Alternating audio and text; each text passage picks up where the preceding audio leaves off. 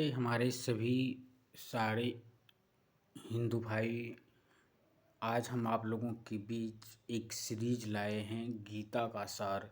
जी हाँ हिंदू भाई, हम आपको गीता का सार बताएंगे इस पूरी वीडियो में। इस चैनल पे गीता का सार जो है इसके बारे में पूर्ण जानकारी दिया जाएगा।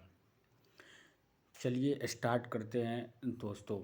संजय ने कहा, करुणा से व्याप्त शोकयुक्त अश्रुपूरित नेत्रों वाले अर्जुन को देखकर मधुसूदन कृष्ण ने ये शब्द कैसे कहे। भौतिक पदार्थों के प्रति करुणा, शोक तथा अश्रु ये सब असली आत्मा को न जानने के लक्षण हैं। शाश्वत आत्मा के प्रति करुणा ही आत्म साक्षात्कार है। इस लोक में मधुसूदन शब्द महत्वपूर्ण है। कृष्ण ने मधु नामक असुर का वध किया था और अब अर्जुन चाह रहा है कि कृष्ण इस अज्ञान रूपी असुर का वध करे जिसने उसे कर्तव्य से विमुख कर रखा है। यह कोई नहीं जानता है कि करुणा का प्रयोग कहाँ होना चाहिए। डूबते हुए मनुष्य के वस्त्रों के लिए करुणा मूर्खता होगी अगर सागर में गिरे हुए मनुष्य को केवल उसके बाहरी पहनावे अर्थात स्थूल शरीर की रक्षा करके नहीं बचाया जा सकता। जो इसे नहीं जानता और बाहरी पहनावे के लिए शोक करता है वह शूद्र कहलाता है, अर्थात वह पृथ्वी ही शोक करता है। अर्जुन तो क्षत्रिय था, अतः अतः उसे ऐसे आचरण की आशा न थी, किंतु भगवान श्री कृष्ण अज्ञानी पुरुष के शोक को विनष्ट कर सकते हैं और इसी उद्देश्य से उन्होंने भगवत गीता का उपदेश दिया। यह अध्याय हमें भौतिक शरीर तथा आत्मा के विश्लेषक अध्ययन द्वारा आत्म साक्षात्कार का उपदेश देता है, जिसकी व्याख्या परम अधिकारी भगवान कृष्ण द्वारा की गई है। यह साक्षात्कार तभी संभव है जब मनुष्य निष्काम भाव से कर्म करे और आत्मबोध को प्राप्त करे। श्री भगवान ने कहा, हे अर्जुन, तुम्हारे मन में यह कलमवश कैसे आया। यह उस मनुष्य के लिए तनिक भी अनुकूल नहीं है जो जीवन के मूल्य को जानता हो। इससे उच्च लोक की नहीं अपितु अपस्य की प्राप्ति होती है।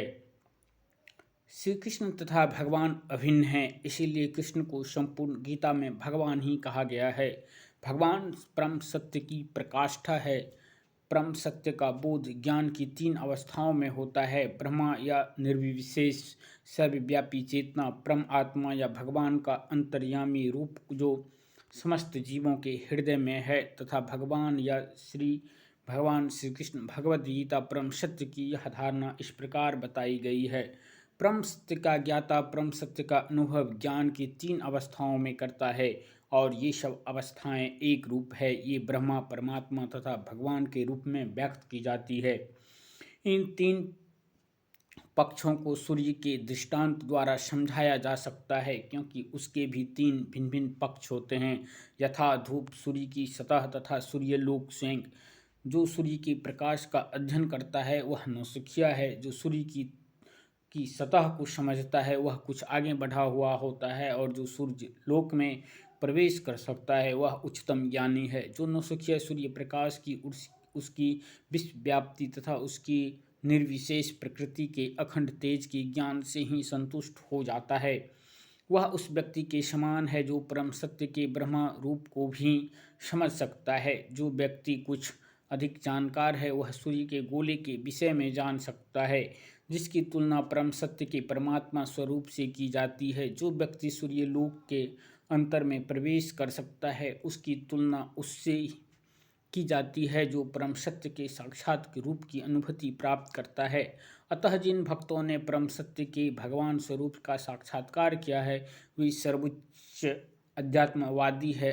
यद्यपि परम सत्य के अध्ययन में रत सारे विद्यार्थी एक ही विषय के अध्ययन में लगे हुए हैं।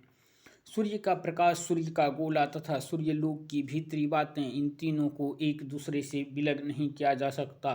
फिर भी तीनों अवस्थाओं के अध्येता एक ही श्रेणी के नहीं होते। संस्कृत शब्द भगवान की व्याख्या व्यास देव के पिता पराशर मुनि ने की है। समस्त धन, शक्ति, यश, सौंदर्य, ज्ञान तथा त्याग से युक्त परम पुरुष भगवान कहलाता है। ऐसे अनेक व्यक्ति हैं जो अत्यंत धनी हैं, अत्यंत शक्तिमान हैं, अत्यंत सुंदर हैं और अत्यंत विख्यात विद्वान तथा विरक्त भी हैं, किंतु कोई अधिकार यह नहीं कह सकता कि उसके पास सारा धन शक्ति आदि है। एकमात्र कृष्ण ही ऐसा दावा कर सकते हैं, क्योंकि वे भगवान हैं। ब्रह्मा, शिव या नारायण सहित कोई भी जीव कृष्ण के समान पूर्ण ऐश्वर्य नहीं है।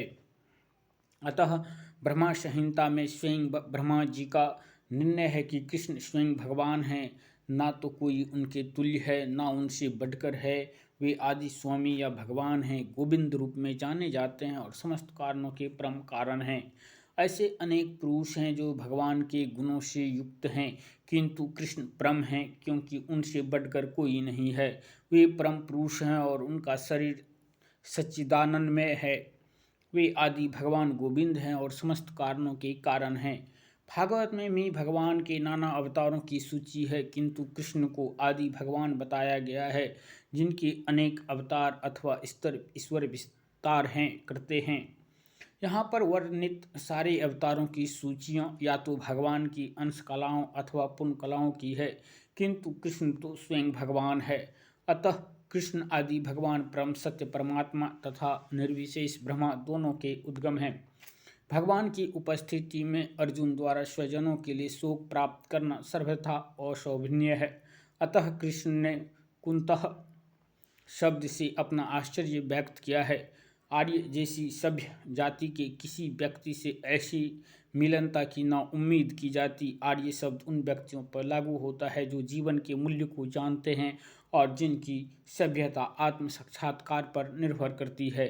देहात्म बुद्धि से प्रेरित मनुष्यों को यह ज्ञान नहीं रहता कि जीवन का उद्देश्य परम सत्य विष्णु या भगवान का साक्षात्कार है। तो दोस्तों, वीडियो के आगे हम भाग में जानेंगे और गीता के बारे में। तब तक के लिए धन्यवाद।